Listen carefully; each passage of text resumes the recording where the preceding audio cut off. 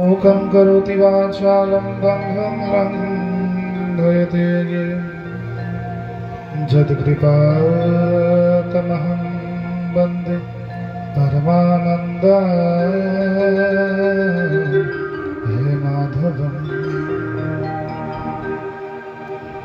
अहं करगरजनादि अहरात्र सद्गुणम् कृष्ण राधिकानाथ प्रार्थनादिभवनम्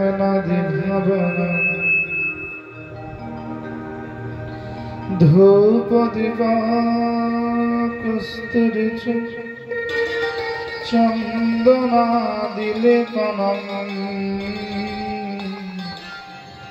शीतनाथद्वैतचर नारविन्द्यभवनम्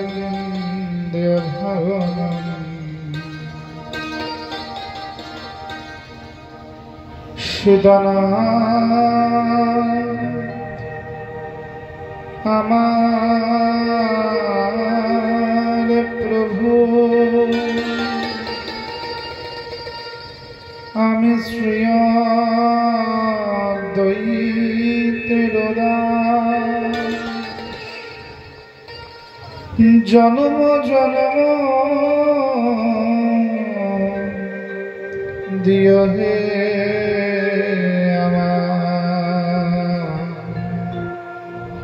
श्रीधाम श्रीमय शांति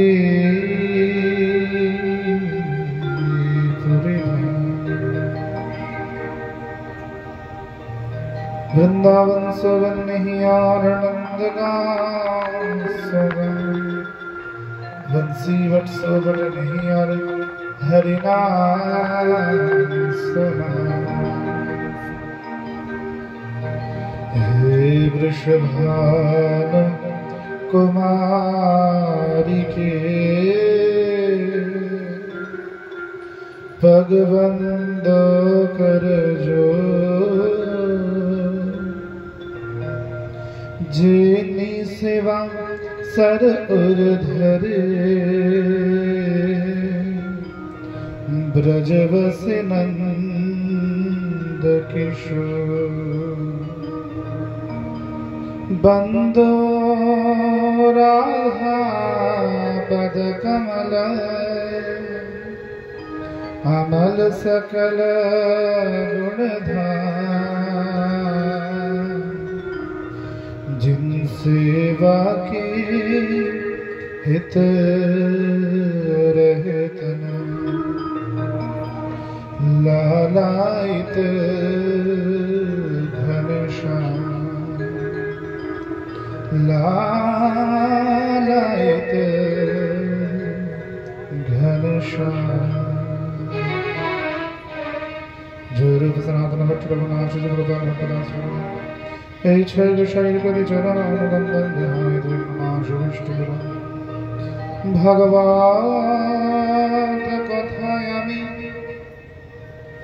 কিছু नहीं জানি जहाँ তোমরা বলো তাহাই আমি বলি। মোহনয়ধম জগতে নাহিয়া সকল শ্রোতা বৈষ্ণবী পদধূলির मस्तके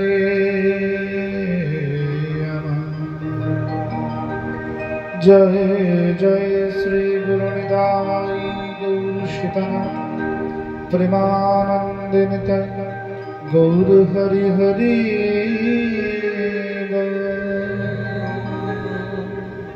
बोल श्रीमद्भागवत महापुराण जय वेद व्यास जी महाराज जय शुक गोस्वामी दाद की जय परीक्षित जी महाराज की जय जय श्री राम।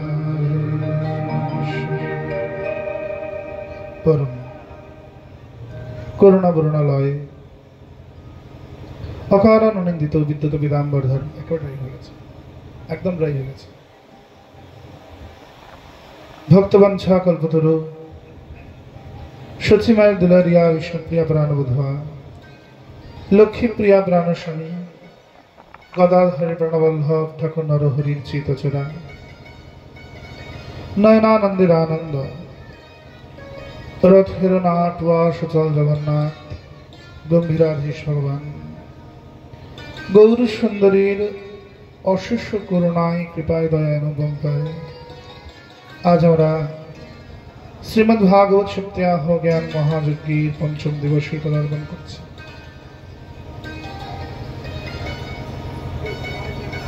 ভাগবত বললেন, দুর্দিন কাহাকে বলে? বললেন, হরি কথা বিহীন যে দিন,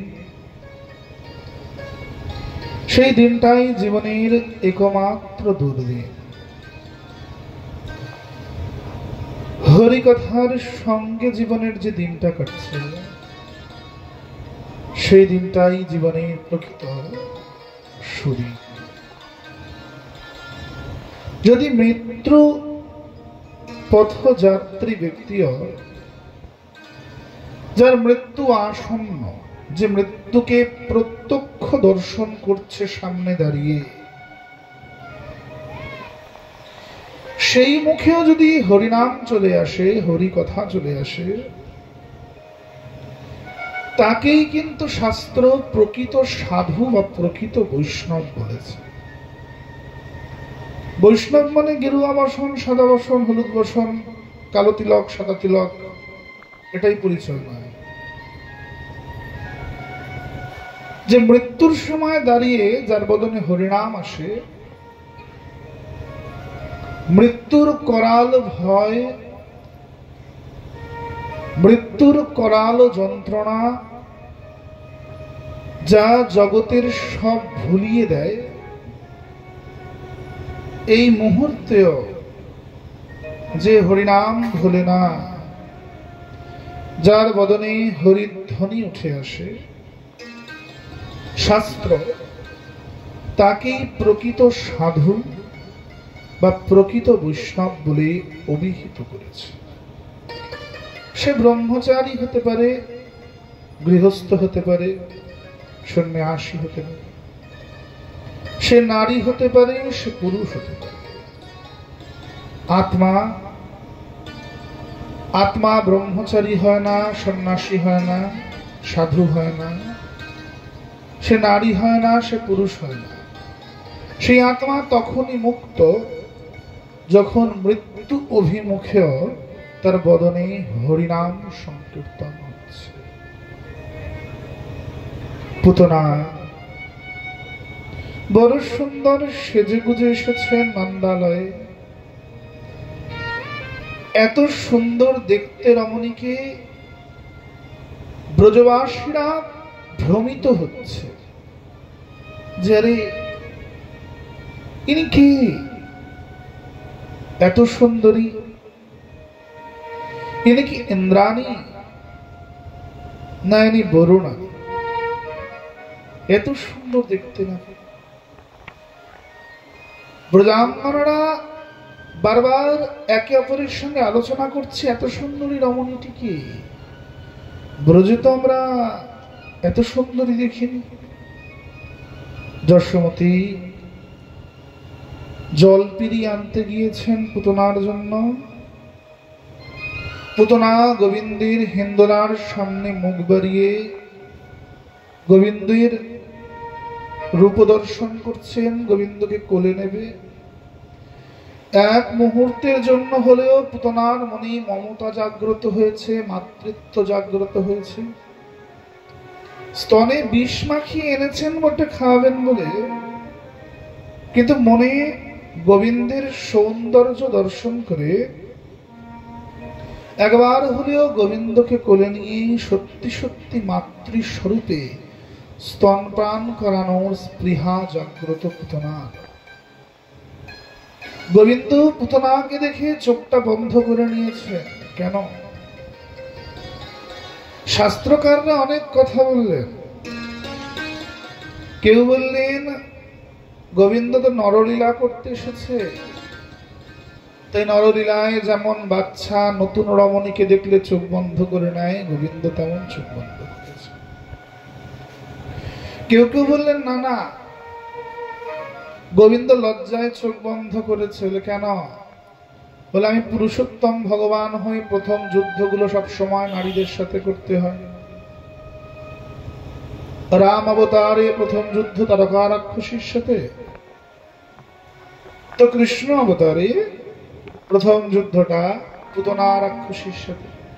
দুইবারই রমণীদের সঙ্গে যুদ্ধ করেছি পুরুষোত্তম হয়ে, পুরুষ লজ্জার বিষয়। আবার বলছে যে না না, গোবিন্দ বলছে ও পুতনা, তুমি তো মা নও, তুমি মা সেজে এসেছো, মা তো তুমি নও। কপট মায়ের মুখ আমি দর্শন করি না, কপট মায়ের মুখ আমি দেখি না। তুমি তো কপট মাতা, তুমি তো প্রকৃত মা নও পুতনা। কপট মায়ের মুখ আমি দেখব না। ভগবান চোখটা বন্ধ রেখেছেন। পুতনা গোবিন্দকে কোলে করে তুলে স্তনপান করাচ্ছেন, আকাশ পথ দিয়ে চলে যাচ্ছেন। ব্রজবাসীরা পিছন পিছন ছুটছেন, আরে লালা কো লে যা রে ও, লালা কো লে যা রে ও, গোবিন্দকে নিয়ে যায়, গোবিন্দকে নিয়ে যায়। পরীক্ষিত বললেন গুরুদেব, ব্রজবাসীরা যে উপর দিকে তাকিয়ে ছুটছে দলে দলে, এরা পড়ে যাচ্ছে না? এদের তো পড়ে যাওয়ার কথা। অমন আকাশের দিকে তাকিয়ে যে ব্যক্তি ছোটে সে তো পড়ে যাবে, এটাই তো স্বাভাবিক। সুখমণিপাদ বললেন পরীক্ষিত তুমি ধন্য, ধন্য তোমার জিজ্ঞাসা, ধন্য তোমার প্রশ্ন। হে পরীক্ষিত, এটা সত্য কথা যে উপরের দিকে তাকিয়ে ছুটলে তো মানুষ পড়বে, কিন্তু ব্রজবাসীরা কেবল উপরের দিকে তাকিয়ে ছুটছে না, আকাশ মার্গ দিয়ে ছুটে যায় পুতনা কোলে গোবিন্দ, চরণটা ঝুলছে নিচের দিকে। ব্রজবাসীরা গোবিন্দ চরণ স্মরণ করে ছুটছে। যে আমার গোবিন্দ চরণ স্মরণ করে ছুটে, তার কখনো পতন ঘটে না গো, সে কখনো পড়ে যায় না। তিনি যে বিপদ ভঞ্জন, পড়ে যাওয়া স্বভাব মোদের, তুলে ধরা ঠাকুর আমাদের। আমরা পড়ে গেলেও তিনি তুলে ধরবেন, এটা দৃঢ় বিশ্বাস রাখতে হবে। পুতনার দেহটা গিয়ে পড়েছে বিরাট মাঠের মধ্যে, করাত দিয়ে কেটে কেটে পুতনার দেহটা জ্বালানো হচ্ছে, পোড়ানো হচ্ছে।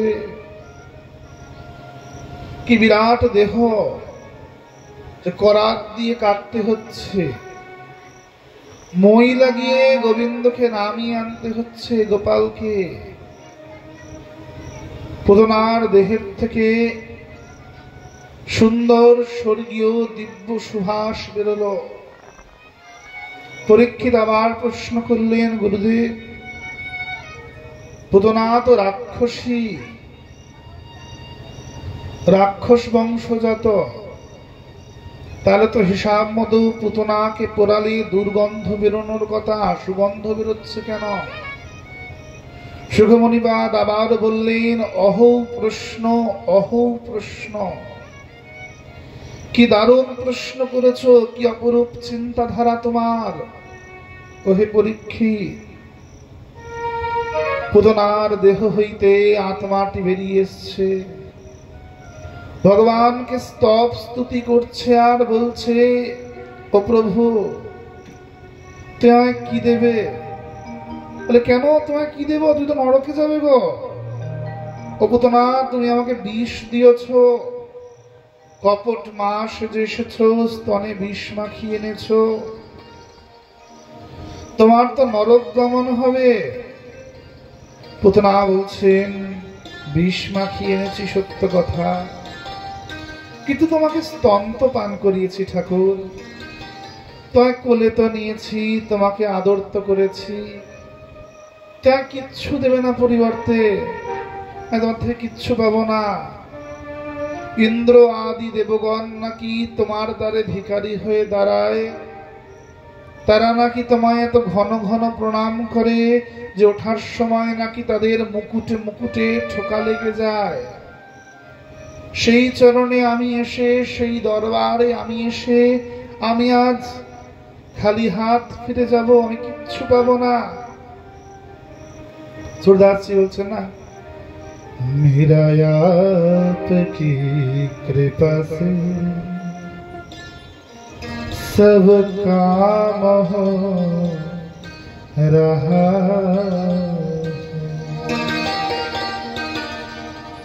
करते हो तुम कन्हैया मेरा नाम हो रहा है मेरा आपकी कृपा से सब काम हो रहा, पखवार के बिना ही मेरी नाव चल रही है, ओ पखवार के बिना ही मेरी नाव चल रही है, बिन मांगे रे कन्हैया सब कुछ मिल रहा है, तेरी कृपा ही से सब ये तमाम हो रहा है मेरा आपकी कृपा से सब काम हो रहा।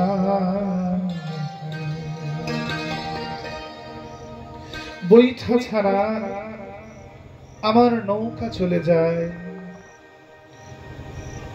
অর্থবিহীন আমার জীবন চলে যায়, কিন্তু তোমার করুণা, এ জগৎ যার সঙ্গ দেয় প্রয়োজনে সঙ্গ ছেড়ে দেয়, কিন্তু যে একবার তোমার কৃপা প্রাপ্ত হয় তার কোনোদিন পতন ঘটে না। मेरा आपकी कृपा से सब काम हो रहा है। ये जगत ए জামানা আমাকে দেখে হয়রান হয়ে যায় যে কোথায় ছিল আর কোথায় উঠল, এ কি করে সম্ভব হলো? আমি তো ভেবেছিলাম, আমরা তো ভেবেছিলাম এ হয়তো মাটিতে মিশবে, এ দরিদ্র কেমন করে এমন उच्च पद लाभ करलो, तेरी कृपा ही से सब ये तमाम তোমার দরবারে নাকি ইন্দ্রাদি দেবগণ ভিখারি হয়ে দাঁড়ায়, সেই দরবারে আমি কি তাহলে খালি হাতে ফিরে যাব প্রভু? হে পুতনা, তুমি তো আমাকে বিষ দিয়েছ, তোমার তো নরক গমন হবে। আমি মানছি বিষ দিয়েছি, মা সেজে তো এসেছি, স্তন পান তো করিয়েছি, পরিবর্তে আমি কিচ্ছু পাবো না তোমার থেকে। যাও, তোমাকে আমি বৈকুণ্ঠের ধাত্রীগতি প্রদান করলাম। যাকে বিষ দিলেই কৃপা পাওয়া যায়, তাকে সত্যি সত্যি ভালোবাসলে না জানি কত কি লাভ করা যায়। শুধু তাকে একটু ভালোবেসে দেখো, তার চরণে শরণ গ্রহণ করে দেখো, তার চরণাশ্রিত হয়ে দেখো, তার প্রতি অটুট শ্রদ্ধা, অটুট বিশ্বাস রেখে দেয়। तेरी कृपा ही से सब ये तमाम हो रहा, এই বিশ্বাস। জীবনে দুঃখের পথে চলার সময় যদি কোনো বন্ধু এসে দাঁড়ায় যে হাতটা ধরে পার করে দেবে দুঃখের সময়, মনে করতে হবে যে আমার গোবিন্দ সাক্ষাৎ এসেছেন বন্ধু রূপে, তিনি এসেছেন প্রেরণা জোগাতে। এই বিশ্বাস যত বৃদ্ধি পায় তার প্রতি শ্রদ্ধা তত জাগ্রত হয়, শ্রদ্ধা যত বৃদ্ধি পায় কৃপা তত বর্ষিত হয়। যাও পুতনা, তোমায় আমি বৈকুণ্ঠের ধাত্রিক গতি প্রদান করলাম, তুমি বৈকুণ্ঠে ধাত্রিক গতি লাভ করবে। এই পুতনা কে? এই পুতনা হচ্ছেন সত্যযুগীর বলি মহারাজের পত্নী বৃন্দাবলী। বলি মহারাজের দ্বারে বামন দেব আসছে। প্রহ্লাদের নাতি বলি দেবতাদের ত্রৈলোক্য হরণ করেছেন। দেবতারা বিষ্ণুর শরণাপন্ন হলেন, কিন্তু বিষ্ণু দেবতাদের পক্ষ ছেড়েছেন। কেন? গুরু রুষ্ট, কৃষ্ণ রুষ্ট হলে গুরু রাখিবারে পারে, গুরু রুষ্ট হলে কৃষ্ণ রাখিবারে। ইন্দ্র একদিন স্বর্গসভায় নর্তকীদের নাচ দেখছেন আর সোমরস পান করছেন। এমতো সময় দেবগুরু বৃহস্পতি এসেছেন স্বর্গসভায়। ইন্দ্র বললেন, দূর, ভালোই ছিল, বেশ নাচ দেখছিলেন, এর মধ্যে গুরুদেব এসে টপকে পড়ল। এ খুব ঝামেলা, গুরুদেবের পা ধোয়া ওরে, মালা পরা ওরে, চন্দন দাও রে, গুরুদেবের আরতি করো রে। একটা কাজ করি, আমি এমন ভান করি যে গুরুদেব যে এসছে আমি দেখতেই পাই, মিটে যাবে ঝামেলা। বা দেখতে পেলে উঠে যাও, পা ধোয়াও, তাকে বসাও, কত জ্বালা। তো ইন্দ্র বৃহস্পতির দিকে দৃষ্টিপাতই করলেন।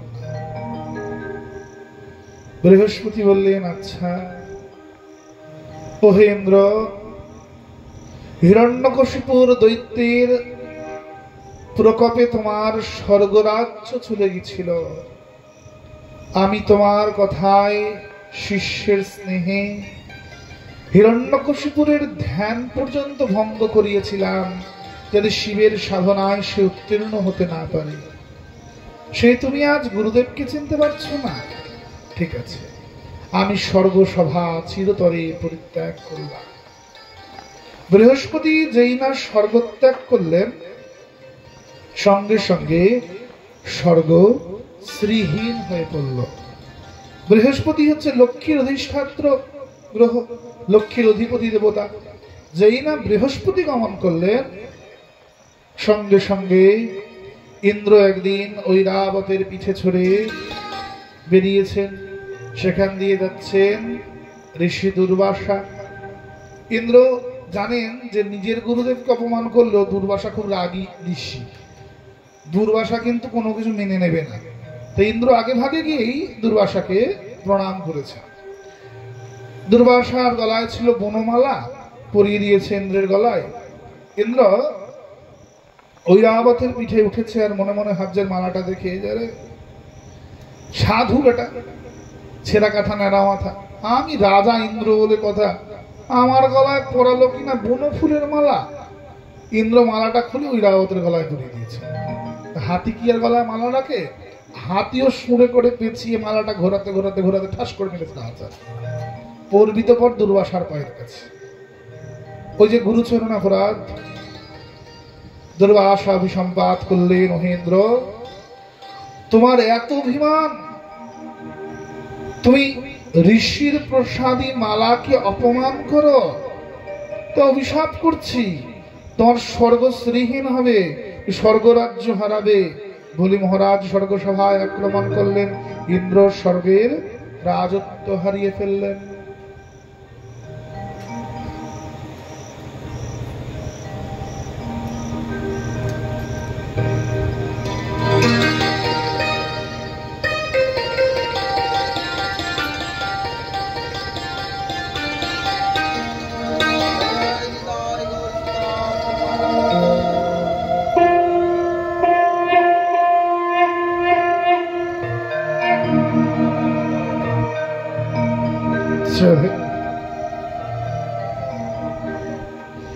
ইন্দ্র স্বর্গের অধিকার হারালেন, দেবতারা বিষ্ণুর কাছে গেলেন। বিষ্ণু বললেন, বৈষ্ণব চরণে অপরাধী, গুরুচরণে অপরাধীকে আমি কখনোই ক্ষমা করি না, আমি কোনোদিনই দেবতাদের সহায়তা করব না। কাশ্যপ মুনির পত্নী মা অদিতি বিষ্ণুর কাছে বর প্রাপ্ত। বিষ্ণু বলেছিলেন যে মা, আমি একদা তোমার গর্ভ হইতে জন্ম নেব, আমি তোমার পুত্র হয়ে আসব। অদিতি আসলেন ইন্দ্রের কথা শুনে বিষ্ণুর কাছে। বিষ্ণু বললেন, না মা, আমি কোনো মতেই ইন্দ্রাজি দেবগণকে সহায়তা করব না। অদিতি বললেন, তাহলে আমাকে যে বর দিয়েছ সেটাই মানো, আমার পুত্র হয়ে আসো। বললেন, ঠিক আছে মা, যাও, তুমি গিয়ে 1 বছর কাল একাদশী করো, আর দ্বাদশীতে পারায়ণ করে বৈষ্ণব সেবা দাও, সাধু সেবা দাও, তার প্রতিফলে আমি তোমার ঘরে দ্বাদশী তিথিতে পুত্র হয়ে জন্মগ্রহণ করব। মা অদিতি 1 বছর দ্বাদশী করলেন। বামনদেব দ্বাদশীর তিথি আলো ভরে আসলেন অদিতির গর্ভ হইতে। জন্মেছে বামন ভগবান, বরুণ ছত্র দিলেন, ব্রহ্মা অক্ষমালা কমণ্ডলু কুশাসন, মা অন্নপূর্ণা সদা পূর্ণ থাকে এমন একটি ভিক্ষাপত্র। এইরূপে নানান দেবতা নানান বস্তু দিলেন। দেবগুরু বৃহস্পতি আসলেন, উপবিদ সংস্কার করালেন। অদিতি বললেন, এবার তুমি ইন্দ্রের ছোট ভাই হও, তাহলে ছোট ভাইয়ের কাজ বড় ভাইকে উদ্ধার করা, তাহলে তুমি বলির থেকে এবার গিয়ে স্বর্গরাজ্য ফেরত নিয়ে আসো, এটা মা হয়ে আমার আদেশ। ভগবান বললেন, দাদা যতক্ষণ না গুরুর কাছে ক্ষমা চাইছে ততক্ষণ আমি যাব না। ইন্দ্র বৃহস্পতির কাছে ক্ষমা প্রার্থনা করলেন, বৃহস্পতি ক্ষমা করলেন। বলি মহারাজ তো গুরু বলি বলিয়ান, গুরু বলেই সে স্বর্গরাজ্য অধিকার করেছে। গুরু মেহেরবান তো চেলা পেহলওয়ান। গুরু যার সহায় থাকে তার অন্য কোনো কিছুর দিকে ফিরে তাকাতে হয় না। তো এদিকে বামন দেব চললেন বলির যজ্ঞশালায়, এসেছেন কোটি সূর্য সমুজ্জ্বল বামন দেবতা, অপরূপ সুন্দর দেখতে যখন যজ্ঞশালায় প্রবেশ করছেন, বলি মহারাজের পত্নী বৃন্দাবলী দেখে বলছেন, আহা আহা, একে যদি আমার পুত্র রূপে পেতাম, তাকে আমার স্তন পান করাতাম। ভগবান বললেন, তথাস্তু, তাই হবে। ভিতরে প্রবেশ করেছেন যজ্ঞশালায়। বলি মহারাজ উঠে আসলেন, বলুন হে বামন দেবতা, কি ভিক্ষা গ্রহণ করবেন আপনি? আপনি দাতা বলির যজ্ঞশালায় এসছেন। বামন দেব বললেন, আমি তো ভিক্ষা রূপে কিছু গ্রহণ করি না, আমি অযাচক বৃত্তি অবলম্বন করি। আর সব আছে, বসার জন্য কুশাসন, আমার সদা পূর্ণ থাকে এমন একটি ভিক্ষাপত্র, তো আমি ভিক্ষা গ্রহণ করব না। না হে বামন দেবতা, বলির যজ্ঞশালায় এসেছেন, কিছু তো চান, কিছু তো আপনাকে ভিক্ষা স্বরূপে দিই, কিছু তো গ্রহণ করুন। আপনাকে দেখে আমার আজ দান করার বড় বাসনা হয়েছে।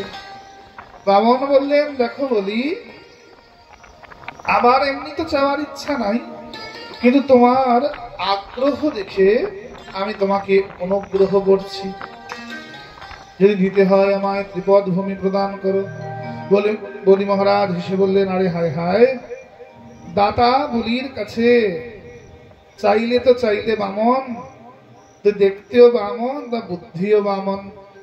আরে ত্রিলোকের স্বামীর কাছে তুমি চাইছো কিনা মাত্র ত্রিপদ ভূমি। আরে বলো, তোমার কটা গ্রাম চাই, কটা রাজ্য চাই, আমি তোমায় প্রদান করব। তুই বহু ব্রাহ্মণের সঙ্গে বিবাহ করবে, তোমাকে তাই দেব। তুই কত স্বর্ণ মুদ্রা চাও, কত গোদাম চাও, বলো, আমি তোমায় সব প্রদান করব। বামন দেব বললেন, দেখো বলি, যদি দিতে হয় তবে আমায় ত্রিপদ ভূমি দাও, আর সেটা আমি আমার পা দিয়ে মাপবো, তোমার পায়ের মাপের নয়।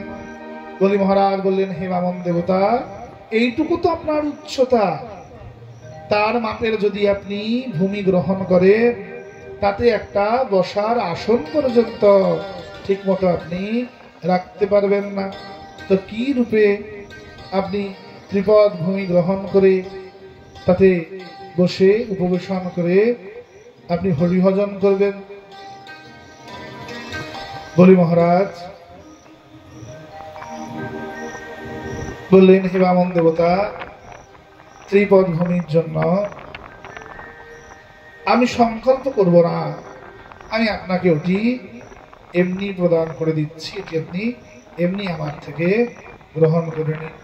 ও ফ্যানটা একটু ঘুরিয়ে দিয়ে যান, রাধে রাধে, ফ্যানটা ঘুরিয়ে নড়ছে,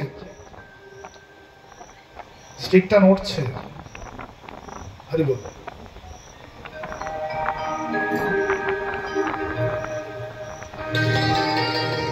হে বামন দেবতা, আমি ত্রিপদ ভূমির কোনো সংকল্প করব না। ত্রিপদ ভূমির আবার কি কেউ কোনো সংকল্প করে? এ তো আমার কাছে লজ্জার বিষয়। ত্রৈলোক্যের স্বামী আমি বলি, আমি কি না করব মাত্র ত্রিপদ ভূমির সংকল্প? ওটা আমি আপনাকে এমনি দিয়ে দিচ্ছি।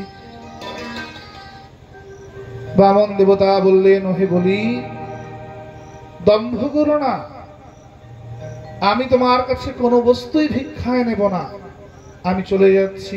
বলে মহারাজ বললেন, না না, দাঁড়ান দাঁড়ান, বলুন কি করতে হবে? বলে, শোনো বলি, সংকল্প ব্যথিত তো আমি সুই বরাবর মেদিনীয় গ্রহণ করব না। সংকল্প মানে এখন আমরা যেমন রেজিস্ট্রি করি, আগেকার দিনে এটাকে সংকল্প, তখন বাক্যের এত দাম, সত্যযুক্ত ওটা, তখন সত্যনিষ্ঠা এমন, বাক্য এমন, বলেছি মানে এটা করতে হবে। এখন তো রেজিস্ট্রি করলেও সেটা আমরা কোনো মতে কেস ঠুকে দিয়ে উল্টো করে দেওয়ার চেষ্টা করি। সেটা বলো বলি, সংকল্প করো যে আমায় তুমি ত্রিপদ ভূমি প্রদান করবে। বলি মহারাজ সংকল্প করলেন, আর সংকল্পে বললেন যে আমি বামনকে ত্রিপদ ভূমি প্রদান করব, বামন দেবতাকে আমি ত্রিপদ ভূমি দেব।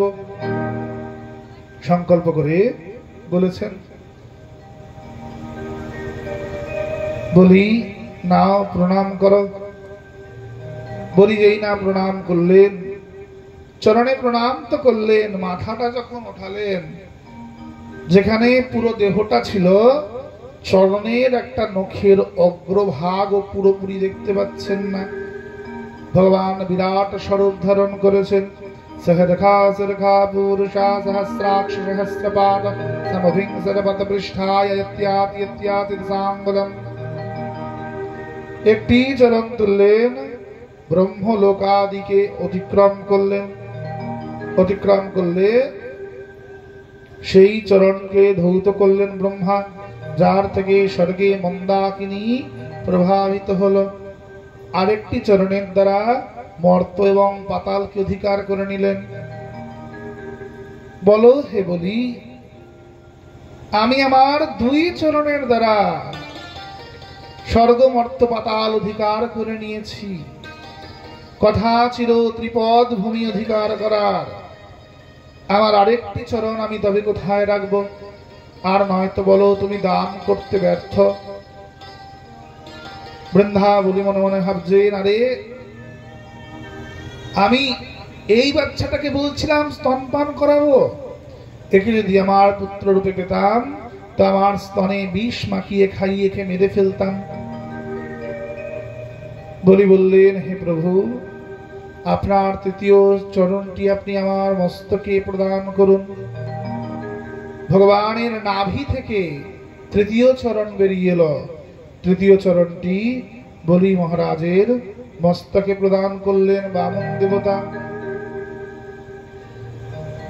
বলো বলি, দান তো করেছ, এবার দক্ষিণায় কি দেবে বলো? আর দানের সঙ্গে দক্ষিণা দিই 16 আনা তার সঙ্গে প্রদান করছি আমরা। বলো বলি, দান তো করেছ, তো দক্ষিণাস্বরূপে তুমি কি দেবে আমায় বলো। বলি মহারাজ বললেন, হে প্রভু, আমার রাজকোষে যত রত্ন ভাণ্ডার আছে সব আমি তোমায় দক্ষিণা স্বরূপে প্রদান করছি। আরে বলি, আমি আমার ত্রিপদ ভূমি দ্বারা স্বর্গ মর্ত্য পাতাল সব অধিকার করেছি। তার মধ্যে পৃথিবীতে তোমার রাজ বাড়িও পড়ে আর রাজকোষটাও পড়ে। তুমি আমার জিনিস থেকে আমায় দক্ষিণা দেবে?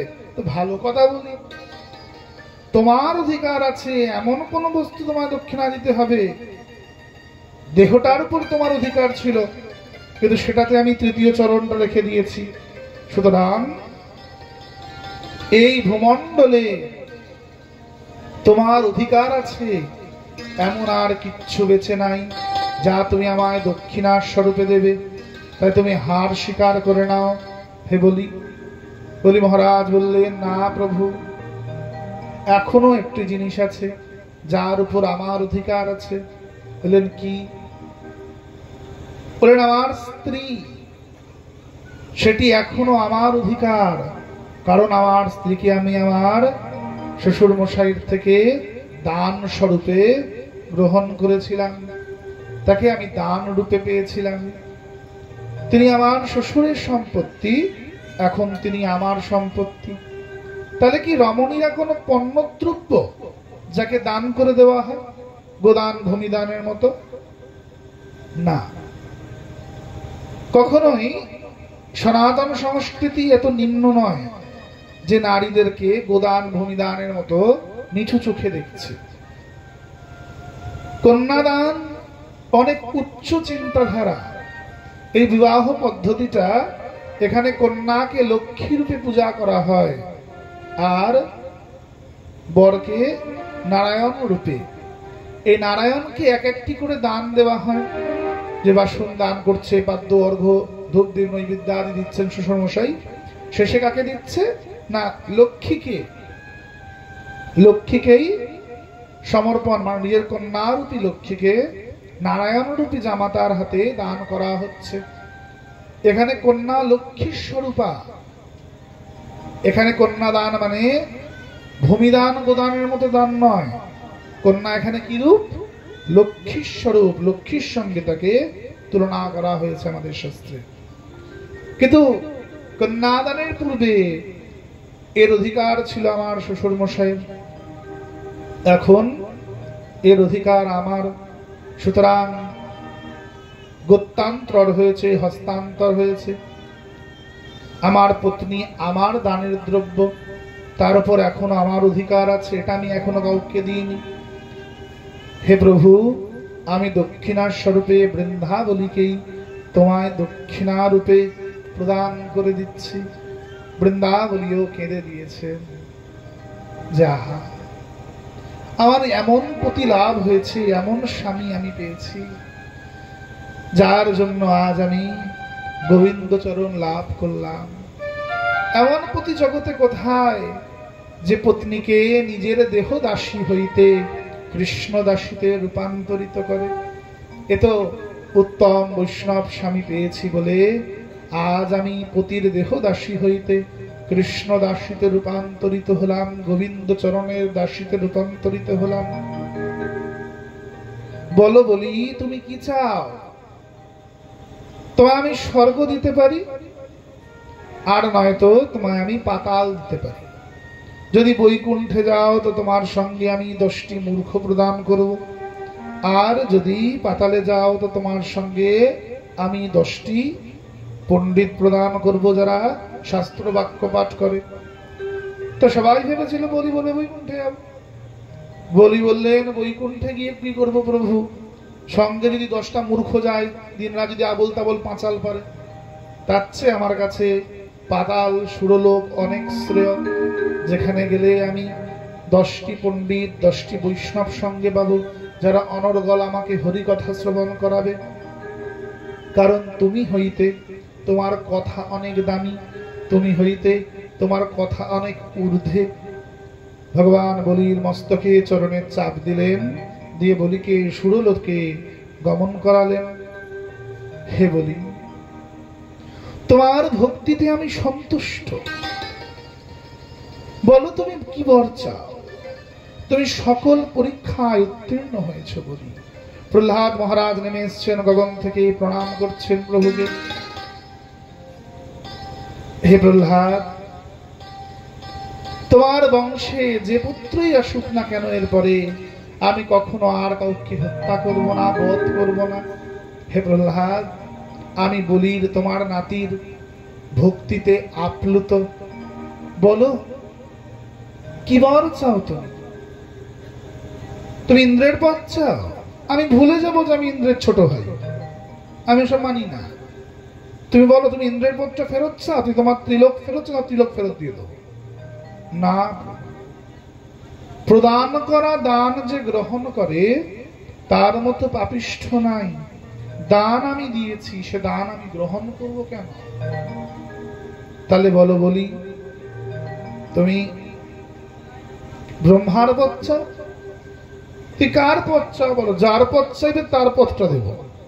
সকল দেবতারা কাঁপছেন ভয়, না জানি কাচ্ছি একটা গেল, কান আসরটা গেল। কিন্তু বলি যখন মুখ খুললেন সবাই অবাক হয়ে গেলেন। না যাচ্ছে রাজ্যম না পারমেষ্ঠম। আমি রাজ্য চাই না, আমি পরমার্থ চাই। সদা কালে কালে দিনে দিনে যেন তোমার চরণ কমল সেবা করতে পারি, তুমি আমায় এই বর প্রদান করো প্রভু। না বলি কিছু তো বর চাও? ঠিক আছে প্রভু, তাহলে আমায় এই বর প্রদান করো যে আমি আমার প্রাসাদে প্রবেশ করব সুরলোকে, আবার প্রাসাদ থেকে বেরোবো, আমি দুইবারই তোমাকে দর্শন করব। সে কি? তার মানে তুমি আমাকে তোমার বাড়ির দারোয়ান হতে বলছো? কই প্রভু, আমি এমন কথা কখন বললাম? তা না তো কি বললে? বললে প্রাসাদে ঢুকবে, প্রাসাদ থেকে বেরোবে, দুইবারেই তুমি আমায় দর্শন করবে। তাতে হিসাব মতো দারোয়ান হতে হবে আমাকে। যাকে রাখো। হে ঠাকুর, যা বর চেয়েছি একবার চেয়ে ফেলেছি, দিতে হয় দাও, নয়তো ছেড়ে দাও। প্রহ্লাদ বললেন, কি ভগবান, আবার হার মানবেন? আমার বেলাতে হার মেনেছিলেন। দাও দাও, চাও চাও চাও। প্রহ্লাদ বলে গেলেন, যেই বললাম পিতৃপুরুষদের উদ্ধার করে দাও, বললেন পারবো না। কেন না, তোমার মতো পুত্র যেদিন এই বংশে জন্মেছে সেই বংশেই কুলের পিতৃপুরুষ আগে থেকে উদ্ধার হয়ে গেছে। তা আমার কাছে তো হার মেনেছিলেন, তাও নাতিটার কাছেও হার মানবেন এবার? ভগবান বললেন, না, এবার আর হার মানবো না। বলি কি বর চেয়েছে? যে আমাকে দারোয়ান রূপে চায়। তাই হবে, আমি বলির সুরলোকের দারোয়ান হয়ে দাঁড়িয়ে থাকবো। বলি সুরলোকে প্রবেশ করবে আর সুরলোক থেকে বেরোবে, দুইবারই বলি আমাকে শঙ্খ চক্র গদা পদ্ম হস্তে তার দরজায় দারোয়ান হয়ে দাঁড়াতে দেখতে পাবে। আমি বলিকে বর প্রদান করলাম। এমন ঠাকুর দেখেছ? ভক্তের ভক্তিতে তার দরজায় দারোয়ান হয়ে যায় আমার গোবিন্দ। তাই আমরা কি করব? আমরা সকল ছেড়ে নিতাই গৌর চরণ কমলে লুটিয়ে পড়ব। আমরা সকল মত সকল পথ ছেড়ে ভাগবত ধর্মকে গ্রহণ করব। আমরা গোবিন্দ পাদ পর্বে আত্মসমর্পণ করব। এই বলি মহারাজের কন্যাই হচ্ছে বৃন্দাবলী, যিনি পুতনা রূপে জন্মগ্রহণ করেছেন, যে আজ উদ্ধার হলেন, বৈকুণ্ঠে ধাত্রিক গতি পেলেন। পরীক্ষিত আবার প্রশ্ন করলেন, হে গুরুদেব, এই পুতনা আসলে কে? কেন তোমাদের বললাম না, নিশ্চয়ই এই লীলার কোনো নিগুড় তত্ত্ব রয়েছে। ভগবান তো এমনি এমনি লীলা করবেন না।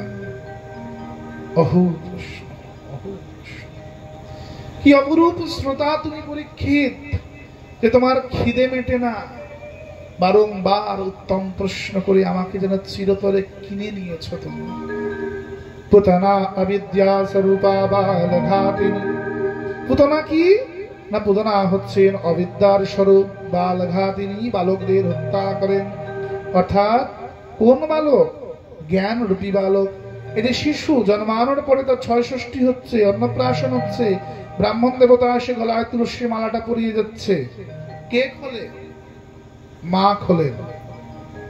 পুতনা কি? পুতনা হচ্ছে অবিদ্যা স্বরূপা।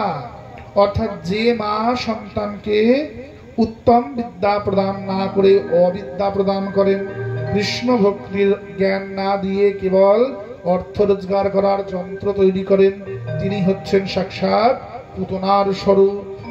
বলে পুতনা উদ্ধারকারী ভগবান কি। অতঃপর বৃন্দাবনে শকটাসুর আসলেন। শকট মনে গরুর গাড়ি। তার কটা চাকা? দুটো চাকা, একটি ধর্ম আর একটি সংসার। শকটটি বাঁধা আছে গাছের উপরে। শকটাসুর তাতে প্রবেশ করলেন, ভগবানের গায়ে আছড়ে পড়লেন, ভগবান পদাঘাত করলেন, শকটটি আকাশে উড়ে ডিগবাজি খেয়ে পড়ল। শকটাসুর উদ্ধার পেল। বলে শকটাসুর উদ্ধারকারী ভগবান কি। শকটাসুর কে? শকটের দুটি চাকা, ধর্ম আর সংসার, দুটোকে সমানভাবে যদি চালিয়ে নিয়ে যেতে পারি তবেই আমাদের জীবনটি সুষ্ঠুভাবে চলবে। যদি বলি যে কেবল ধর্ম করব, সংসার করব না, তাহলে কিন্তু বৌমায় ভাত দেবে না। যদি বলি কেবল ধর্ম করব, সংসার করব না, খালি নামমালা জব্বর বাড়িতে রুটি তরকারি বানাবো না, তাহলে কিন্তু বৌমা খেতে দেবে না। আর যদি বলি কেবল সংসার করব, ধর্ম করব না, তাহলে কিন্তু কপালে দুঃখ আছে, জমদুল ড্যামস পেটা করতে করতে নিয়ে যাবে। তাই দুটোকেই সমান তালে আমাদের চালিয়ে নিয়ে যেতে হবে। অতঃপর বৃন্দাবনে তৃণাবর্ত আসছেন। ভগবান মা যশোমতীর কোলে ঘুরছিলেন। ভগবান জানতে পারলেন তৃণাবর্ত আসছেন, মামা আসছেন। আর কংস মামারও তুলনা নেই। জন্মানোর থেকে সুন্দর সুন্দর উপহার গিফট পাঠাতেই থাকছে মামা বাড়ি থেকে। জন্মাতে না জন্মাতেই পুতনা মাসি, তারপর শকটাসুর, land transport, remote control car পাঠিয়েছিল, এবার একেবারে রিমোট কন্ট্রোল হেলিকপ্টার পাঠিয়েছে, আকাশে উড়ে যায়। ভগবান নিজের ওজনকে শতাধিক বাড়ালেন। কেন? অস্ত্র প্রয়োগ করার আগে যেটি শান দিয়ে নিতে হয়। মা যশোমতী বললেন, বাবা কানাই কি ভারী হয়েছিস, তোকে আর বোয়া যায় না। মা কানাইকে দোলনার মধ্যে রেখে গমন করলেন। তৃণাবর্ত এসে গোবিন্দকে কোলের মধ্যে উঠিয়েছেন, আকাশ মার্গ দিয়ে উড়ে যান। ভগবান তৃণাবর্তের কান দুটি ধরে ঝুলে পড়েছেন। মামা, কে তোর মামা রে? কেন? কংস মামা তোমায় পাঠিয়েছে, তুমিও মামা। আর মামার তুলনা নেই, সুন্দর সুন্দর খেলনা পাঠায়, কি ভাল লাগে খেলনাগুলো নিয়ে খেলতে, এটা তোমাকে নিয়েও খেলি। বলে ভগবান তৃণাবর্তের কান দুটো নিয়ে একটু খেলা খেলি করা শুরু করলেন। বাচ্চারা দেখবেন সুন্দর খেলা করছে, নতুন খেলনা এসে খেলছে খেলছে খেলছে, যতক্ষণ তারপরে আচার মেরে ভাঙছে ততক্ষণ শিশুদের শান্তি হয় না। ভগবান ও তৃণাবর্তকে মারলেন এক আচার, তৃণাবর্ত ভূমিষ্ঠ হয়ে পড়লেন। নিতাই গৌর হরিবল। তৃণাবর্ত, তৃণাবর্ত শব্দের অর্থ কি? তৃণযুক্ত আবর্ত। এই যে আমাদের সন্ধ্যাবেলা এসেছিল আজকে, হরিবল। হ্যাঁ, তৃণাবর্ত মানে ঘূর্ণিঝড়। যখন বমণ্ডর আসে, ঘূর্ণিঝড় আসে, তখন কি হয়? নিজের সঙ্গে তৃণকচি উড়িয়ে নিয়ে আসে। তাই তৃণযুক্ত আবর্ত, তৃণাবর্ত। সাথে কি আসে? মাটি উড়ে আসে। মাটিকে আমরা ভালো ভাষায় কি বলি? রজ, রজগুণ। আর ঘূর্ণিঝড় আসলে কি হয় না? অন্ধকার হয়ে যায়, তমসা, তমগুণ। তাই ভগবান তৃণাবর্ত উদ্ধার লীলার মাধ্যমে রজগুণ আর তমগুণকে দমন করছে। ঘূর্ণিঝড় আসলে কি হয়? চোখে ধুলো ঢোকে, চোখের মধ্যে তৃণকুচি ঢোকে, ঢুকলে আমরা আর চোখে কিছু দেখতে পাই? চোখে কিছু দেখতে পাই না। তেমনি রজগুণ আর তমগুণ যার বৃদ্ধি পেয়েছে, সেই ব্যক্তি অন্ধত্ব লাভ করে, সে চোখে কিছু জগতে দেখতে পায় না, সে ঐশ্বর্য মণ্ডিত হয়ে পড়ে। যার খুব টাকার গরম, খুব রজগুণান্বিত ব্যক্তি, টাকা থাকলেই সে রজগুণী এমন কিন্তু নয়। গদাধর পণ্ডিতের গুরুদেব কিন্তু পুণ্ডরিক্ষ বিদ্যানিধি, বিরাট জমিদার। রাজা অম্বরীশ কিন্তু রাজা, ইনিও অর্থবান। তাই টাকা থাকলেই তিনি যে রজগুণান্বিত এমন কিন্তু নয়। গরিব ঘরের ব্যক্তিও কিন্তু অনেক সময় রজগুণান্বিত হয়। রজগুণ মানে যার অর্থের অহংকারে, অর্থের দম্ভে যিনি ধর্মাধর্ম জ্ঞান করতে পারে না। গরিব মানুষ ছিল, হঠাৎ করে খুব টাকা হয়েছে, দেখবেন এর সাধারণত ধর্ম মানে না। তুমি ধর্ম উপদেশ করো, এ তোমাকে উল্টো উপদেশ করবে। ধর্ম মানাতে পারবে না সাধারণত। তমসা, তমগুণ, তমগুণ যার বৃদ্ধি পেয়েছে, যে ব্যক্তি মদ্যমাংস আহার করছে, মদিরা পান করে, বেশ্যালয় গমন করে, তাকে যদি ধর্ম উপদেশ করো তো উপদেশ নেবে নেবে না। কেন? সে অন্ধ। রজগুণ আর তমগুণ যার বৃদ্ধি পায়, সে ব্যক্তি অন্ধত্ব প্রাপ্ত হয়, সে অন্ধ হয়ে যায়, সে চোখে দেখতে পায় না। তাই ভগবান তৃণাবর্ত উদ্ধার লীলার মাধ্যমে রজগুণ আর তমগুণকে দমন করছেন। বল তৃণাবর্ত উদ্ধারকারী ভগবান কি। এদিকে বসুদেব পাঠালেন শ্রীল মণিবরকে। গর্গাচার্য এসেছেন নামকরণ করবেন বলে। ঘোষদের গুরুদেব কিন্তু শাণ্ডিল্য মুনি, যাদবদের, কিন্তু বসুদেব পাঠালেন গর্গাচার্যকে। জানেন আমার পুত্র কোথায় আছে? তো বসুদেব পাঠিয়ে দিয়েছেন। গর্গাচার্য আসলেন নন্দ বাবার কাছে। নন্দ বাবাকে বললেন ছেলের নামকরণ হবে। নামকরণ হবে, উত্তম উৎসব হবে। বলে না, একদম না, গোয়ালে বসে নামকরণ হবে। সে কি, আমার ছেলে বলে কথা।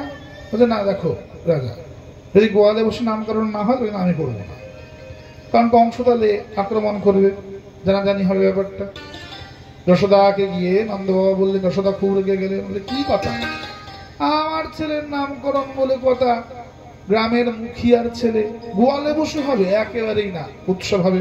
নন্দ বাবা বললেন অনেক হয়েছে, তোমার ছেলে যা ফর্মা দেখাচ্ছে, জন্মেতে না জন্মতেই পুতো নামাসি, 7 দিনের মাথায়, 3 মাসের মাথায় সকটা সুর, 9 মাসের মাথায় তৃণাবর্ত, নামকরণের দিন আবার কোন সুর এসে টপকে পড়ে তার নেই, কোনো উৎসব হবে না, গোয়ালে নিয়ে চলো ছেলেকে। রোহিণী আর যশোদা খুব রেগে গেছেন। দুজনে ঠিক করলেন দুজনে দুটো পুত্রকে অদলা বদলি করে নেবেন। দেখি তো কত বড় জ্যোতিষী, অদলা বদলি করে নিয়ে এসে বসেছেন। তো গর্গমণি দেখে বললেন, হে মাতা, আপনাদের কোলে যে 2 পুত্র আছে এরা কেউই আপনাদের সন্তান নয়। যশোদা বলছেন, ও দিদি, এ তো ঋষি সব ধরে ফেলেছে, ভালো জ্যোতিষী তো, নাও না, ছেলে দুটো আবার পাল্টাপাল্টি করে নি। আবার বলরামকে রোহিণী নিচ্ছে না, আর গোবিন্দকে যশোদা। কিন্তু গর্গমুনি কিন্তু এটা বলতে চাননি। গর্গমুনি বলতে চেয়েছেন, এরা কেউই আপনাদের পুত্র নয়, এরা স্বয়ং ব্রহ্ম, অনাদিরাদি গোবিন্দ, সর্বকারণ কারণ, আরেকজন সাক্ষাৎ শঙ্কর্ষণ অবতার। এরা জগৎ উদ্ধার করবে বলে বৃষ্ণি বংশে জন্মগ্রহণ করেছে। কিন্তু এরা তো বুঝলেন উল্টো, এরা ভাবলেন আমরা যে পাল্টাপাল্টি করেছি বাচ্চা দুটোকে, ঋষিবর সব ধরে ফেলেছে গো। গর্গমণি বললেন, রোহিণীর কোলে যে শিশুটি আছে এর বলে জগৎ বলিয়ান হবে, তাই এর নাম হবে বল। এ লোকের হৃদয়ে রমণ করবে। এর আরেক নাম হবে রাম, তাই এর নাম হবে বলরাম। এ শঙ্কর্ষণ অবতার। এবার কৃষ্ণের দিকে তাকাচ্ছেন। কৃষ্ণ আগে বলছেন, এই শোনমুনি বল, খোদ্দার দাদার নামে যা ফটফট করে বলেছ, আমার নামে কিন্তু বলবে না। মা যদি একবার বুঝতে পারে যে আমি তার ছেলে নই, আমি স্বয়ং ভগবান, কাল থেকে আমাকে আদর করা, মাখন খাওয়ানো ছেড়ে দিয়ে আমাকে সিংহাসনে উঠিয়ে কর্পূরের আরতি করা শুরু করে দেবে। 5 মিনিটের আরতি কীর্তন, সেটাও সকাম, ওম জয় জগদীশ হরি, সেটার মধ্যে বলবে সুখ সম্পত্তি ঘর আবে, সুখ সম্পত্তি ঘর আবে, ওইটুকু আরতি করবে, তার মধ্যে 14 বার সুখ সম্পত্তি চাই, সম্পত্তি দাও, সম্পত্তি দাও। একবার যদি জানতে পারে যে আমি স্বয়ং ভগবান, আমাকে কিন্তু সিংহাসনে তুলে আরতি করা শুরু করবে আর বলবে সুখ সম্পত্তি দাও। আমার মায়ের কোলে চড়া আর মণি মাখন খাওয়া কিন্তু ঘুচে যাবে, খবরদার আমার নামে কিছু বলবা না। গর্গমণি বলেন ঠিক আছে। পরক্ষণে চোখ বন্ধ করে গর্গমণি ভাবছে, না হা হা, অহৌভাগ্য অহৌভাগ্য, যিনি বেনামী, আবার যিনি বহুত নামা, যিনি অনন্ত নামধারী, যার কোনো নাম নেই, তার নামকরণের ভার পড়েছে আমার উপরে। পার্বতী কৈলাসে জিজ্ঞেস করছে মহাদেবকে যে, দেব দেব জগন্নাথ ভক্তানুগ্রহ কারক, হে দেবদেব, হে দেবাদিদেব মহাদেব, আপনি তো ত্রৈলোক্যের না, ত্রিলোকের লোক আপনার ধ্যান করে, আপনি আবার কার ধ্যান করেন? মহাদেব বললেন, হে বরাননে, হে পার্বতী, গোপনীয়ং গোপনীয়ং গোপনীয়ং প্রযত্ননাথ, এ অতি গোপনীয় কথা। আমি অনর্গল ভগবান শ্রীকৃষ্ণের সহস্র নাম পাঠ করি। আমি তোমায় বলছি, কিন্তু এ তুমি সাধারণকে দেবে না, একমাত্র কৃষ্ণ ভক্তি পরায়ণ ব্যক্তি এর অধিকারী। ক্লিং দেব কামদেব কামবীজ শিরোমণি শ্রী গোপাল মহিপাল সর্ববেদান্ত পরাগঃ ধরণী পালোকধন্যা পুণ্ডরিক সনাতন গোপতির্ভুপতি स्वास्ता प्रहर्ता विश्वतो मुख आदिकर्ता महाकर्ता महाकाल प्रतापावन जगद्दीपो जगद्दाता जगद्दाता जगद्दिशु मत्स्य भीमो गुहु हर्ता हर्ता वराह मूर्तिमान नारायण ऋषिकेशो गोविंदो गरुड़ध्वज। नित्य जे व्यक्ति गोपाल सहस्र नाम पाठ करे तार एमनितेई 1 লক্ষ হরিনামের প্রতিফল লাভ হয়। তাই বৈষ্ণবদের প্রতিদিন একবার অন্তত গোপাল সহস্র নাম পাঠ করা উচিত। গর্গমণি বললেন, ইনি কর্ষণ করে আকর্ষণ করেন, ইনি সত্য যুগে শ্বেত বর্ণ, ত্রেতায় পীত বর্ণ, দ্বাপরে নবমেঘ কাশ্মীরি বর্ণ, আর কলিতে অকৃষ্ণ বর্ণ হয়ে জন্মগ্রহণ করবেন। ইনি কর্ষণ করে আকর্ষণ করেন, তাই এনার নাম হবে কৃষ্ণ, এনার আরো অনেক নাম হবে। গর্গমণি নামকরণ করে গমন করলেন। ভগবানকে নিয়ে মা যশোমতী দোলনার মধ্যে রেখেছে। এমন সময় এটি কাক এসে ভগবানকে ঠোকরাতে শুরু করলেন। ভগবান কাকটির গলাটা টিপে ধরলেন, কাকটা নিতাই গৌর হরিবল হয়ে গেল, কাকটা মারা গেল। কাকটার গায়ের থেকে একটা দেবতা বেরিয়ে এলো, ভগবানকে প্রণাম করলো। দেবতাটিকে, এই দেবতাটির নাম হচ্ছে জয়ন্ত। এই জয়ন্তকে ত্রেতা যুগে প্রভু রামচন্দ্র সীতাকে নিয়ে যখন পরিভ্রমণ করছেন চিত্রকূটে গোদাবরী তটে, এমতো সময় গুপ্ত গোদাবরীর কিঞ্চিত দূরে সেই জায়গায় চিত্রকূটে যে স্থানে ভরতমুনির সাথে রামের মিলন হয়েছিল, সেই স্থানে সীতা পুষ্পচয়ন করতে গিয়েছেন। এমতো সময় ইন্দ্রের পুত্র জয়ন্ত সীতাকে দেখে খুব আকর্ষিত হয়ে সীতাকে ভোগ করার মানসে কাকের রূপ ধারণ করে বারবার সীতার গায়ে এসে ঠক্কর মারা শুরু করলেন। সীতা প্রভু রামচন্দ্রকে বারবার আর্তনাদ করে ডাকলেন। রাম এসে স্ফটিক শিলার উপরে বসে হাতে তীর ধনুক তুলে নিয়ে ধনুক থেকে বাণ ছাড়লেন। বাণটি জয়ন্তর দিকে গেল। জয়ন্ত বাবা ইন্দ্রের কাছে আসলেন। ইন্দ্র বলেন, শিগগির পালা, শিগগির পালা। আরে করেছিস কি? আর জগতে রমণী পাসনি, শেষ পর্যন্ত ভগবানের বউ, তাকেও ছাড়লি না তুই? বাপ কা বেটা সিপাহী কা ঘোড়া কুছ নেই তো থোড়া থোড়া। বাবার বেটা ইন্দ্র যেমন তার ছেলেও তেমন। ইন্দ্র তো তার ধ্রুব লম্পট, ঋষিদের পত্নীকেও ছাড়ে নাই। গৌতম ঋষির পত্নী অহল্যার কাছে পর্যন্ত চলে গিয়েছেন রূপ পরিবর্তন করে ইন্দ্র। গৌতম ঋষির অভিসম্পাদে অঙ্গে সহস্র জনি, যে ওহে ইন্দ্র, জনির প্রতি তোমার এত আকর্ষণ যে তুমি আমার পত্নীর কাছে আমার রূপ ধরে এসেছো, তোমার গায়ে 1000 জনি হয়ে যাক। ইন্দ্রের অঙ্গে সহস্র জনি রূপান্তরিত হয়ে গেছিল। সেই বাবারই তো ছেলে জয়ন্ত। বাবা একটু কম ছিল, ছেলে এক কাটি বাড়া। ছেলে একেবারে ঋষি পত্নীদের নয়, একেবারে ভগবানের পত্নীর কাছে এসেছে। বাবা দেখলেন তো ভারী গন্ডগোল। এখন যদি ছেলেকে সাপোর্ট করতে যেত তো আমার চেয়ারটাই যায় আর কি। এই যা যা যা, পালা পালা পালা, এই বেরো, শিখির যা, ক্ষমা চা। হায় রে কুলাঙ্গার, আমি না হয় ঋষি পত্নীদের কাছে গেছিলাম, তাহলে তুই ভগবানের পত্নীর কাছে গেলি রে। হায়, এই বেরো বেরো বেরো। জয়ন্ত কোথাও যখন স্থান পেলেন না, পুনরায় রামচরণে ফিরে আসলেন। প্রভু রামচন্দ্র বললেন, হে জয়ন্ত, আজ আমার বাণী তোমার চোখ অন্ধ হয়েছে, কিন্তু তোমায় এই অভিশাপ গ্রহণ করতেই হবে। তুমি কাক রূপ ধারণ করে আসো, দেব দেহ ধারণের অধিকার বা যোগ্যতা তোমার নেই। তোমার মন কাকের মতো হয়ে গিয়েছে, তুমি কাক রূপ ধরে এসো। ইন্দ্রের পুত্র জয়ন্ত অনেক আর্তনাদ করলে ভগবান বললেন, তথাস্তু, দ্রাপ করে আমি যখন কৃষ্ণ অবতারে যাব, তুমি সেই সময় আসো, আমি তোমায় অতি অবশ্যই উদ্ধার করব। ইন্দ্রের পুত্র জয়ন্তকে ভগবান তার গলা টিপে উদ্ধার করলেন। বল জয়ন্ত উদ্ধারকারী ভগবান কি। অতঃপর মা যশোমতী ভগবানকে নিয়ে যমুনার ঘাটে এসেছেন। মা গৃহকার্যে রত, ভগবান মাটি তুলে মুখে দিয়েছেন। গোপীরা বললেন, ডাকে ডাকে যশোদা, তোর পুত্র মাটি তুলে মুখের মধ্যে দিচ্ছে, গিয়ে দেখে আয়। যশোমতী এসে বললেন, এই কানাই, তুই মাটি খেয়েছিস? ভগবান বললেন, মাটি খেয়েছিস? মুখটা দেখি। ভগবান মুখ খুললেন, মুখের মধ্যে ব্রহ্মাণ্ড দর্শন করলেন। যশোমতী ব্রহ্মাণ্ড দেখে অজ্ঞান হয়ে পড়ে গেলেন। অতঃপর নানান কাজ হচ্ছে, তাকে গরুর পুচ্ছ দিয়ে ঝালানো হচ্ছে, পঞ্চামৃত দেওয়া হচ্ছে, পঞ্চগব্য ঢালা হচ্ছে গায়ে। মা ভেবেছে ভূতে পেয়েছে ছেলেটাকে আমার, নৃসিংহ স্তোত্র নৃসিংহ কবচ পাঠ হচ্ছে।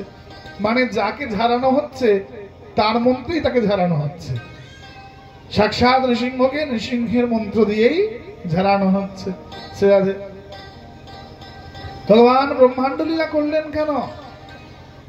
প্রথমত সকল ব্রহ্মাণ্ড তার ভিতরে আছে, এটা দেখালেন, ঠিক আছে, এটা তো অন্য সময় বাড়িতেও দেখাতে পারতেন। তার জন্য মাটি তুলে মুখে দিতে হলো কেন? মুখের মধ্যে আছে কি? দন্ত। দাঁতের জন্ম হয় কবার? দাঁত কবার জন্মায়? দুইবার। ব্রাহ্মণ বা বৈষ্ণবরা কবার জন্মায়? দুইবার। ব্রাহ্মণরা উপবীতের সময়, বৈষ্ণবরা দীক্ষা বা সন্ন্যাসের সময়। ব্রাহ্মণদের দ্বিজ বলা হয়। দাঁতের রং কি? সাদা, অর্থাৎ শতগুণান্বিত। ভগবান তাদের কি দিচ্ছেন? মাটি। মাটিকে ভালোবাসায় কি বলা হয় বললাম? রজ। তা কি দিচ্ছেন? রজগুণ। ভগবান বলছেন, ওহে ব্রাহ্মণগণ, বৈষ্ণবগণ, কেবলমাত্র শতগুণের দ্বারায় ধর্ম টিকে থাকে না, কখনো কখনো রজগুণেরও প্রয়োজন হয়। কখনো কখনো রজগুণ প্রয়োজন। যেখানে দেখবে তোমার ধর্মের গ্লানি ঘটছে, সেখানে ধর্মের জন্য অস্ত্র তুলে নেওয়াই তোমার ধর্ম। অস্ত্র ছেড়ে দেওয়া নপুংসতা, অস্ত্র ধারণ করাটাই প্রকৃতপক্ষে ধর্ম। এটাই তুমি জানবে। সবসময় কেবলমাত্র শতগুণ রাখলে হবে না। বলে বৈষ্ণবরা কি করে? বলে বৈষ্ণবরা গলায় মালা পরে, ললাটে তিলক করে, হরিনামে হরিকথা একটু ফ্যাঁচ ফ্যাঁচ করে কাঁদে। আর কি করে? বলে মহোৎসবের চিড়ে মালসা হলে সেখানে কি হুড়াহুড়ি করে, কে আগে খেতে বসবে কে পরে খেতে বসবে, ধাক্কা ধাক্কি করে আগে গিয়ে খেতে বসে। এছাড়া সমাজের প্রতি এরা কোন কাজ করে? বলে কিচ্ছু না, গোল্লা। এটাই হচ্ছে বৈষ্ণবতা। বৈষ্ণবদের কাজ কি না? গলায় মালা, ললাটে তিলক করে ফ্যাঁচ ফ্যাঁচ করে কাঁদা, আর প্রসাদের আসরে গিয়ে একে অপরকে ঠেলাঠলি করে আগে গিয়ে বসে পেট ভরে খেয়ে বাড়ি চলে যাওয়া। এই বৈষ্ণবতা কিন্তু মহাপ্রভু আমাদের দিতে আসেন। এটাই কেবল বৈষ্ণবতা নয়। পেটে বোম মারলে 4টে প্রশ্নের উত্তর বেরোবে না। বৈষ্ণবরা কি করেন? বলে সকাল সকাল খুন্তি নিয়ে ছোটে, বলে কি হলো, আজ এখানে মহোৎসব আছে, কাল ওখানে মহোৎসব আছে। বৈষ্ণবের পেট নয় যেন নিত্যানন্দের চারি, আর এক বাহারি খেলে বলে ধোঁয়া ওঠে কোন বাড়ি। মহোৎসবে ছুটলেন এখান আর ওখান, এ বাড়ি খুন্তি ঠেলা হচ্ছে, ওর বাড়ি খুন্তি ঠেলা হচ্ছে। এতে সমাজের কি কল্যাণ হবে? এতে সমাজ কি পেল? শ্রীমান মহাপ্রভু এই খুন্তি ঠেলা বৈষ্ণব বানানোর জন্য আমাদের সমাজে আসেননি। তিনি চেয়েছিলেন যে সমাজ জাগ্রত হবে। শূদ্ররা বৈশ্যরা যে অধিকার আগে পেত না, গ্রন্থ পাঠ করার কেবল ব্রাহ্মণদের অধিকার ছিল, বেদ পাঠের, পুরাণ পাঠের, সে অধিকার মহাপ্রভু আমাদেরকে দিলেন। শাস্ত্র শোনার অধিকার দিলেন, আমাদের শিক্ষাগত যোগ্যতা আনার অধিকার দিলেন। গৌর নিত্যানন্দের মতো করুণাময় অবতার হয়তো আর দ্বিতীয় নাই। কিছু সময় রজগুণের প্রয়োজন। না, মহাপ্রভু তো কেবল করুণার অবতার, নাম প্রেম মিলিয়েছেন।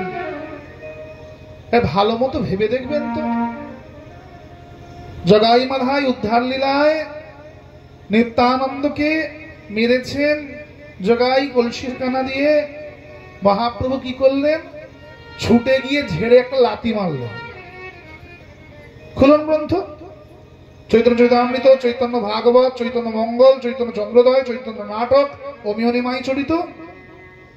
মহাপ্রভুর সমসাময়িক সময় বা তারপরে যে গ্রন্থগুলি লেখা হয়েছে প্রতিটা গ্রন্থে একই লীলা আছে। যেই দেখলেন নিত্যানন্দের গায়ে আঘাত লেগেছে, মহাপ্রভু ছুটে গিয়ে ঝেড়ে একটা লাথি মারলেন আগে বুকে, ছিটকে গিয়ে পড়লেন।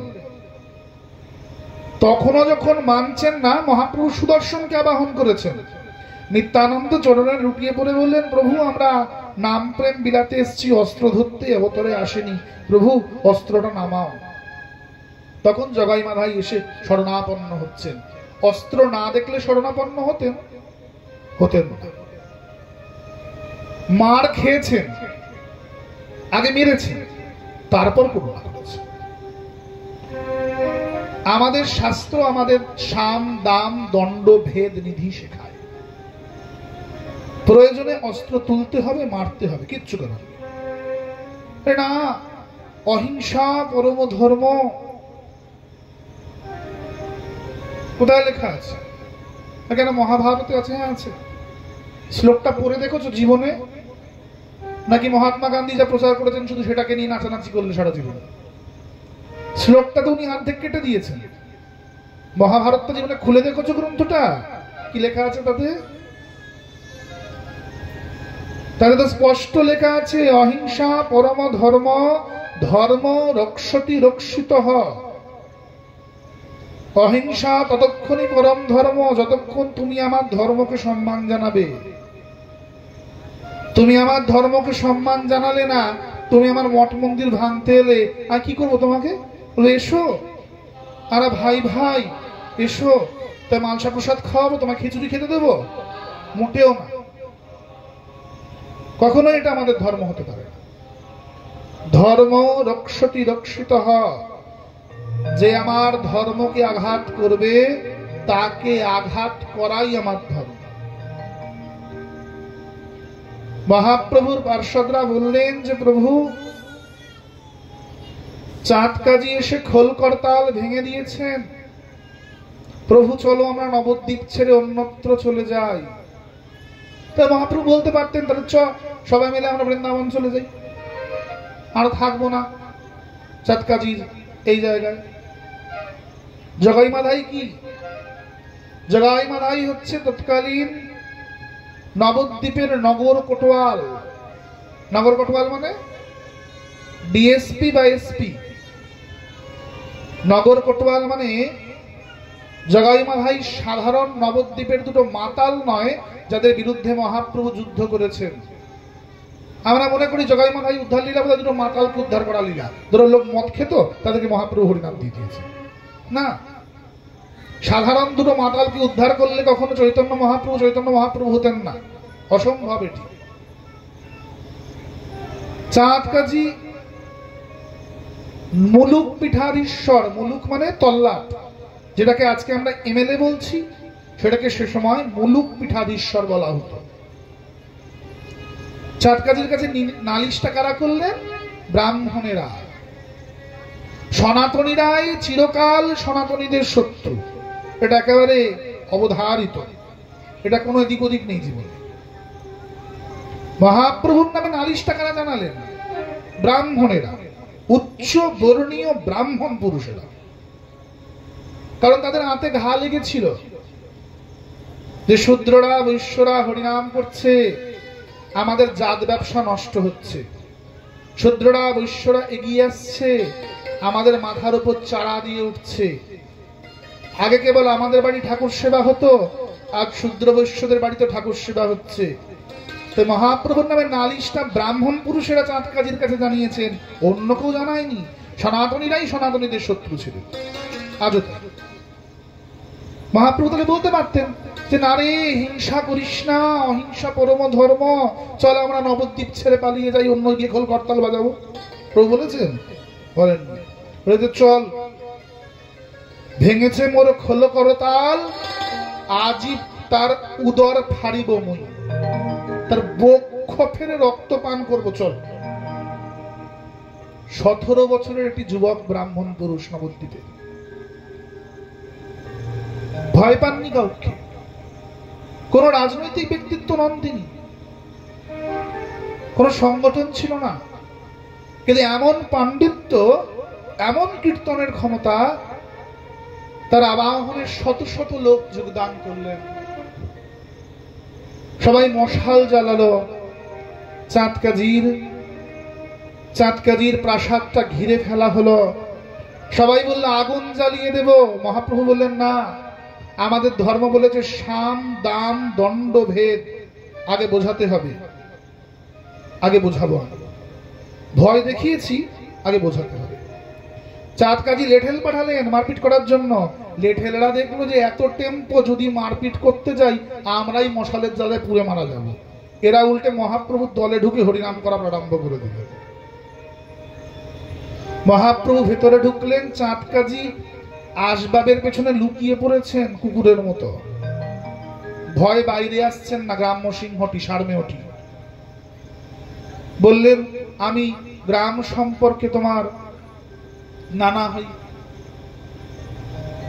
আমি স্বপ্নে দেখেছি তোমায় সিংহরূপে, আমি এখন থেকে হরিনাম গ্রহণ করব। কিসের জোরে বলেছেন? নানা ঠানা কিচ্ছু বলতেন না, যদি মশাল জ্বালিয়ে না যেত।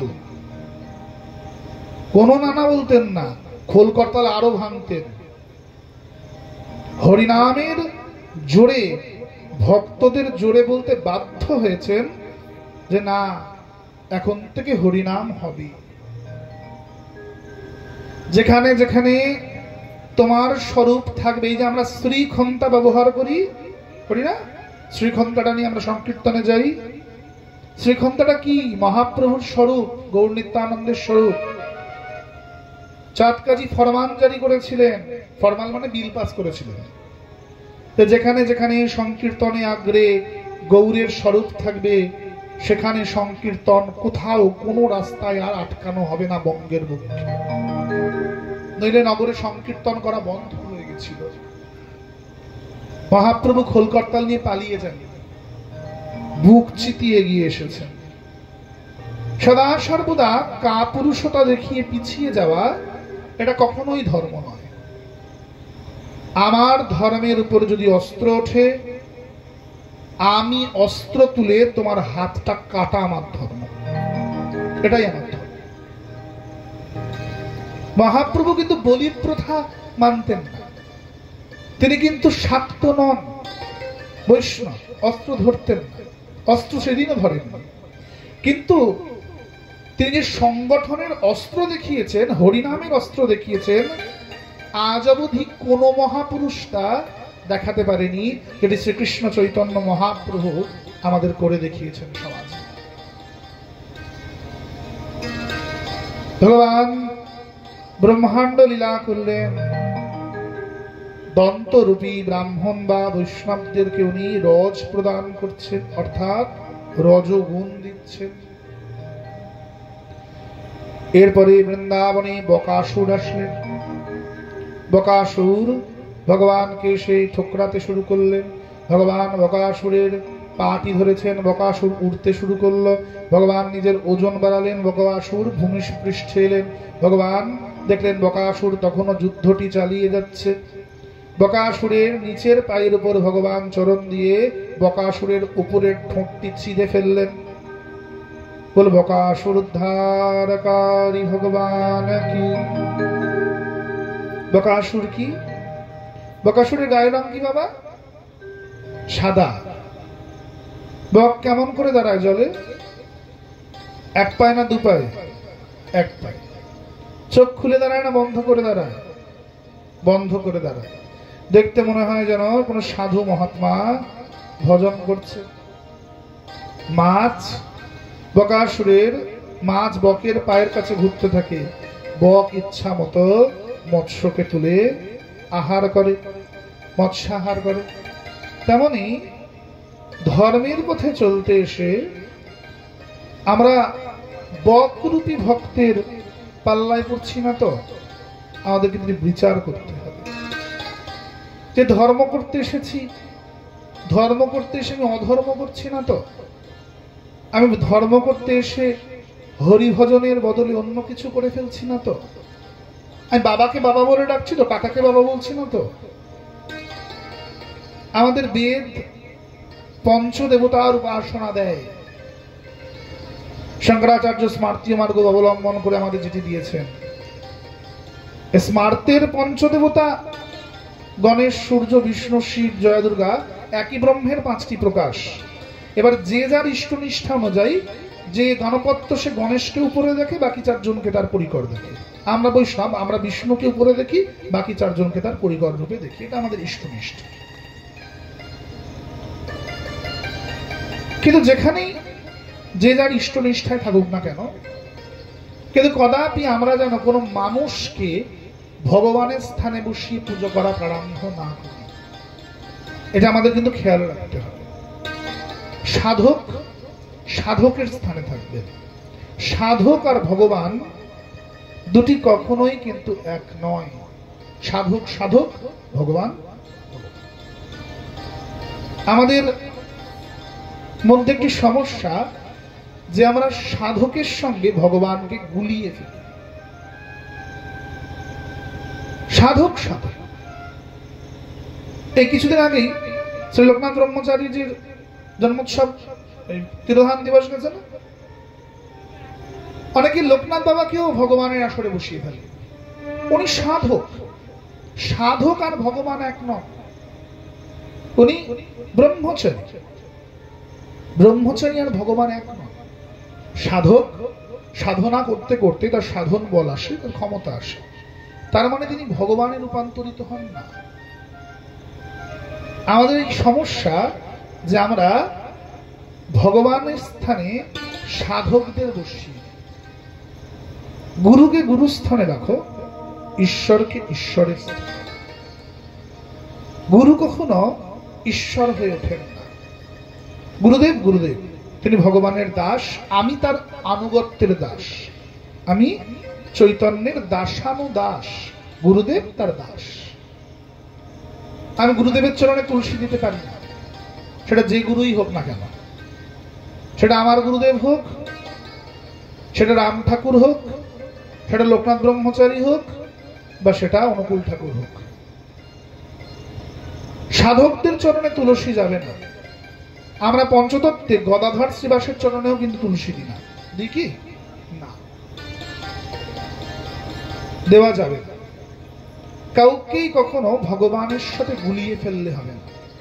যদিও বা স্মার্ত মার্গ বলে একই ব্রহ্মের ভিন্ন প্রকাশ, কিন্তু পদ্মপুরাণ এমনও বলেছে যে বিষ্ণুর সঙ্গে যদি অন্য কারোর তুলনা করা হয় তাহলে সেই ব্যক্তি নরকগামী। কে বলছে? শিব স্বয়ং পার্বতীকে বলছে। পদ্মপুরাণে দেখবেন শিব স্বয়ং পার্বতীকে বলছে, হে বরাননে, হে পার্বতী, যদি কোনো ব্যক্তি ভুলবশত ভ্রমবশত আমাকে, ব্রহ্মাকে বা গণেশকে বা তোমাকে বিষ্ণুর সাথে তুলনা করে ফেলে, সে চিরকালের জন্যই নরকগামী হয়ে যায়। এটি কদাপি করা যাবে না। ভগবান বিষ্ণু তিনি যজ্ঞেশ্বর, তার আসনটা তার সাথে আমি কারুর তুলনা জগতে করতে পারি না। ভগবান বকাসুর উদ্ধার করলেন। বলো বকাসুর উদ্ধারকারী ভগবান কি। অতঃপর ভগবান বেণুবাদন করতে করতে বেরোচ্ছে না।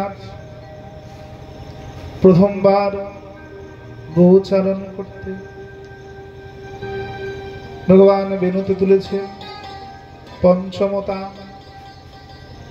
ঠিক যেভাবে শ্রীমান মহাপ্রভু সুরধ্বনির তটে হরিনাম করতে বেরোন, ওই একই লীলা। এক জায়গায় বাঁশি বাজিয়ে বেরোন, আর এক জায়গায় সুরধ্বনির তটবিহারী হরিনাম প্রচারকারী।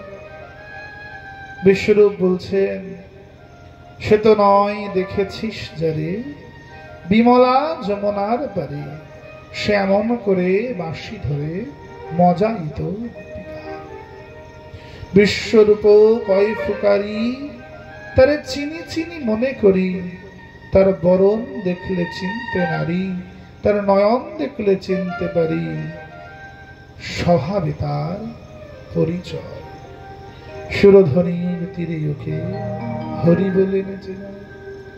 সুরধ্বনির কিনারায় সোনার মতোর রাঙাতায় নাচে না গরিব সুন্দর গৌরা।